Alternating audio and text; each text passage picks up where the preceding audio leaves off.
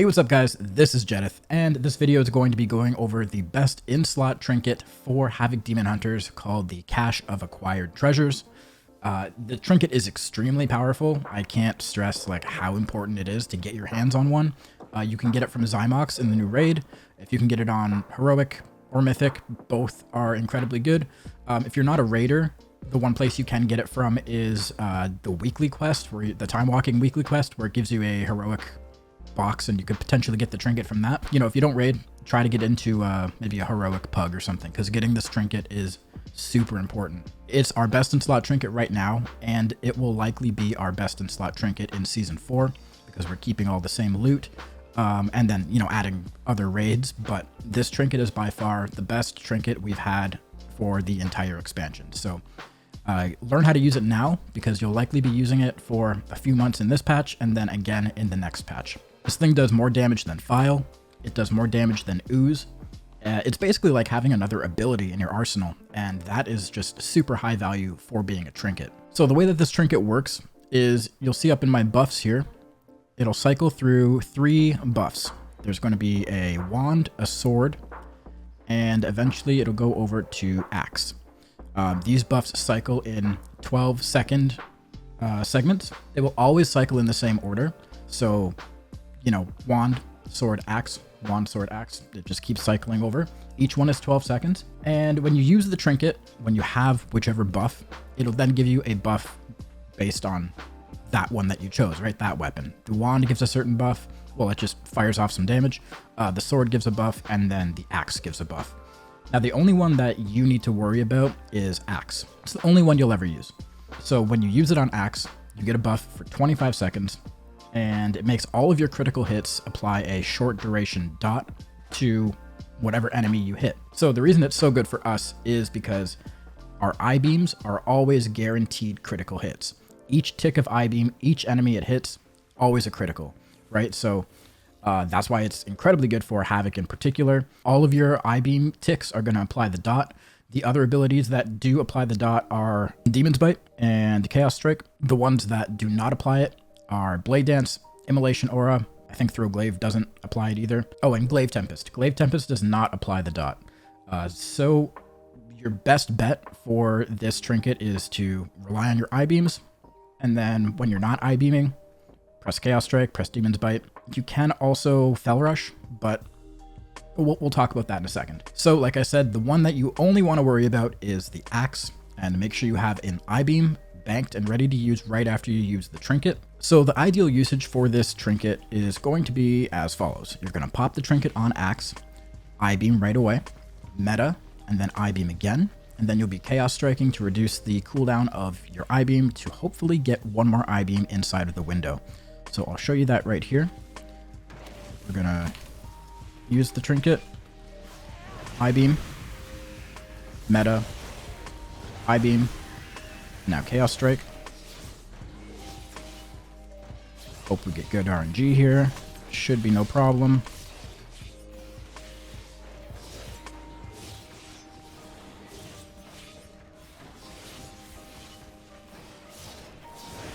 And there it is. So we get one more I-beam inside of the window, and that's how we maximize our damage output with it. Now, you might not always have meta up and ready to use with it. That's not always going to happen. Ideally, that's the best scenario for it, but sometimes you might just be able to get one I-beam in, or you can get one I-beam and then hopefully you get enough resets to get a second one in. The good thing is when you're trying to get that reset, when you're trying to reduce the cooldown on I-beam, your Annihilations and your Demon's Bite is still applying the dot to, you know, the enemy you're hitting.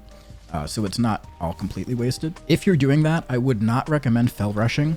The only exception I can think of is, you know, if you're running Unbound Chaos and Fel Rush is actually like part of your rotation, you could do it then. Or like if you're fighting a pack that has just a ton of mobs in it and the opportunity cost is greater to, you know, Fel Rush through all those mobs and potentially crit them all and add the dot to all of them. But that's something you have to judge for yourself. In most situations, it's better to just try to reduce the cooldown on your I-beam and get a third I-beam into that window. So like I said, the trinket is best used on very large packs of mobs. It still does really good single target, but that's not really where you're going to see it to its full capacity is best used in very high density packs of enemies. And the reason being, like, your I-beam is uncapped, right? So it can hit as many targets as you're able to hit with it, and it will apply the dot to that many targets as well, meaning that the dot from this trinket is actually uncapped. I do want to clarify though, when I say that I-beam is uncapped, I'm not talking about the damage. I'm just talking about the amount of enemies it can hit. The I-beam damage does do drop-off damage after 2 targets. Who knows why it's like that in Shadowlands? It's actually really annoying. If we ever want to make Havoc Demon Hunter as powerful as Survival Hunters or Warlocks, the best way we can do that is to uncap the damage of I-beam. Who knows? Maybe 10.0 will grant us that. And I do have a weak aura that you guys can use. I'll put a link to this in the description. This is one that I modified to my own liking. So it'll swap between the 3 weapons. It'll say the name at the top, the seconds left on the cycle, and what you're going to get next.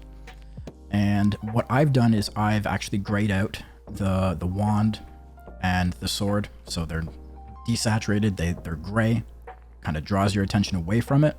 And then when you do end up getting to the axe, it's in full color, just grabs your attention a little easier.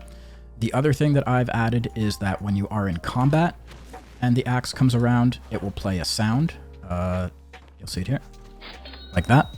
Just, again, to grab your attention, to know that you have the buff up and ready to use. It does not make that sound out of combat, so just, you know, obviously we don't want to be hearing that sound effect constantly every cycle. So I've disabled it out of combat. You only hear it in combat. So again, I will put a link to this weak aura in the description and you can get it for yourself. So let's go over some usage tips and tricks for this trinket. The first one I want to mention is that it will always start on a random weapon when you engage a raid boss. It's really annoying, honestly.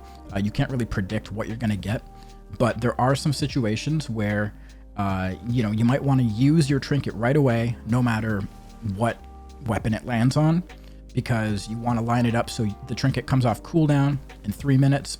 Maybe you're doing a fight like Anduin or Lahuvim or even Lords of Dread. I think there's a burn phase on Lords of Dread at like 320. So you want to get axe up for those burn phases on those bosses, using it right at the start of the pull.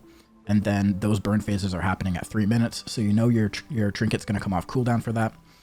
So that's, you know, a situation where you would just throw it right away, whatever weapon you get, and then guarantee that you have it back up for that burn phase. Now, the other thing I do want to mention is, like, if you engage a raid boss and, you know, you don't have axe right away, don't feel like you have to press the trinket if you're not saving it for something. Like if you're not doing those bosses, like say you're just doing Skull-X, right? And there's not really any burn phases in that.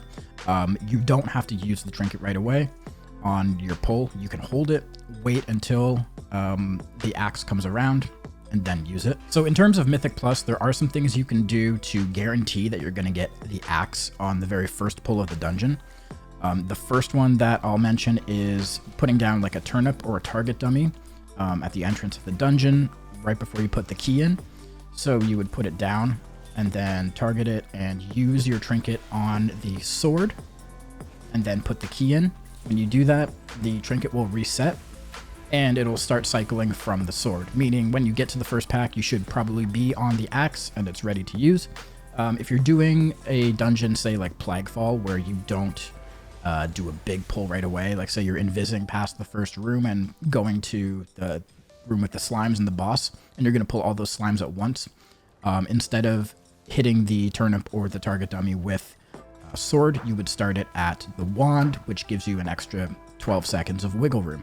So that's one way you can do it. The other way you can do this is if you're the party leader, you can do a 10-second countdown right when the cycle of the axe is ending. So we're on sword right now. We wouldn't want to do it yet. So we'll wait until we get to the axe, right?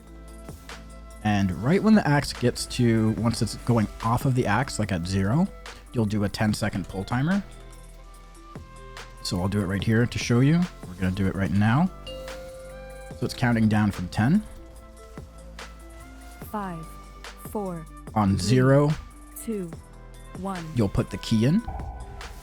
And there's going to be another 10 seconds. Like that's when the, you know, the barrier of the Mythic Plus dungeon is going to end. 4, 3, 2, 1. And right there, it comes up. You have the axe trinket ready to use. One thing to note is that you don't have to use the proc of it right away. Like, you can wait until you get to like 1 second left and then pop it. You don't have to use it like right when it switches to axe. And that's pretty much it, guys. The trinket is kind of a pain in the ass to use, I won't lie to you, but it's worth it because it can do a ton of damage. If you guys like this video, give it a like, subscribe to this YouTube channel, and you can also check my Patreon. Link to that will be in the description. There's really cool stuff happening there. You can get early access to videos. You can get notes for these videos if maybe you want to understand them a bit better or study them. There will be notes from all of these videos in the Patreon. You can also get some pretty sweet Havoc Demon Hunter merch that I have over there. There's a cool coffee mug with Illidan on it. But yeah, go check it out. And yeah, I'll see you guys in the next video. Peace.